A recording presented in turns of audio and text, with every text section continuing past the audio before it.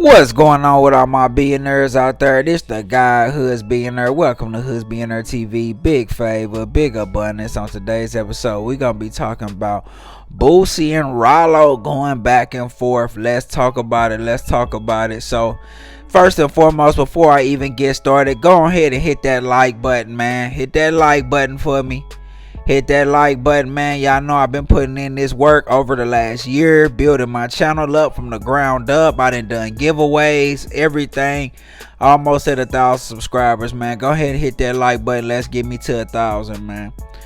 So anyway, man, we got Ralo and Boosie going back and forth. And how do I feel about this situation? Well, it looked like Boosie, spoke on the Ralo situation. When he said he spoke recently in the interview where he said it sounded like, he felt like Ralo might have been doing some telling, you know what I'm saying? And he said he hollered at Ralo about that. He said he wasn't feeling that. And Ralo, he responded to that via social media because Boosie, spoke about it on air. And Ralo pretty much let it be known, like, bro, I'll beat your ass. Like, don't speak on me like that. Like, you feel what I'm saying? Like, you don't know me, don't speak on me. I ain't never told on nobody. If I would have told, I'd be home right now. Like, I wouldn't be locked up. I'd be home. That don't even make sense. How could I tell on somebody and I'm doing a 10-year bid? You feel what I'm saying? He like, I never told on nobody. And he like pretty much was telling Boosie he don't respect him. Like, bro, I don't respect you. I beat your ass. You know what I'm saying? And we can handle it like that. And then, Boosie pretty much said, he know it's eating him up that he told and it's bothering him. But really what it all, my first thought literally when I heard this, because it's Boosie promoting the album, and I'm noticing this with a lot of people, man. When they promoting the album, they start just bringing up controversy. They start bringing up controversy and kicking up controversy when they promoting the album. I'm noticing that in the hip-hop community. Dirk did it with speaking on Ghana and the Ghana situation. When he didn't have to speak on it, but he spoke on it. You know what I'm saying? But he promoting the album, and I've been noticing that with a lot of guys, man. When they promoting the album, they put controversy. They kick out a lot of controversy. Young boy do it too. It be a lot of controversy, so they, to prepare for their album, they using it as a form of marketing. And I mean, it is what it is. That ain't really necessarily my thing. You know what I'm saying? I guess they going back to the old 50 Cent tactic, but.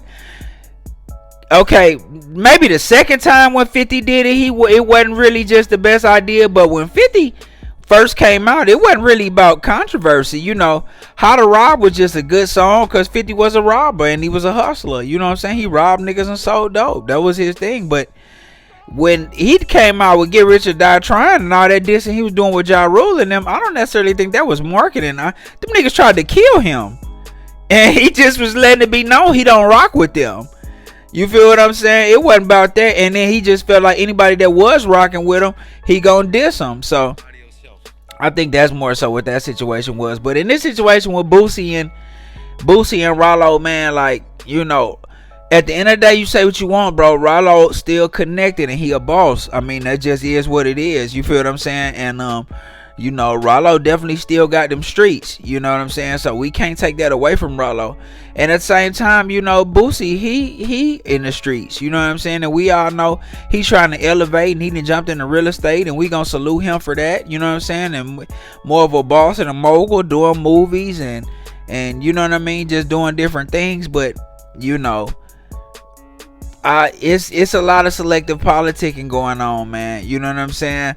I did a video on QCP, man. Okay, so it seemed like it's a well-known thing. QCP told, like, everybody know that, and it's like, okay, that's cool.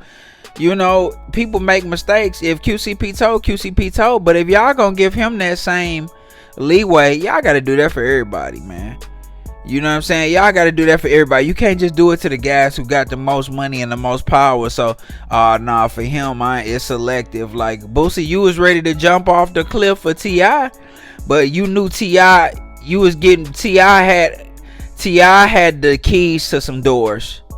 Point blank period. T.I. had some keys to some doors, and damn well you needed him to walk into them doors. So you was willing to be like, I was tripping. It was my fault, but I mean, it is what it is, man. You feel what I'm saying? I just don't like all this selective politicking, man. Like, if you standing on one way, stand on it and go that way, man. If you able to give leeway, then give leeway. Now, y'all know I'm a firm believer in all of that street stuff. We need to just get off that way of life, man. You know what I'm saying? It's guys that's always gonna be in the streets, and you leave the streets to them. Niggas that really abide by that code, but majority need to be on a different way of life, man. We need to be getting better every day, mentally, spiritually, physically, financially. You know what I'm saying? Just big abundance all the way around.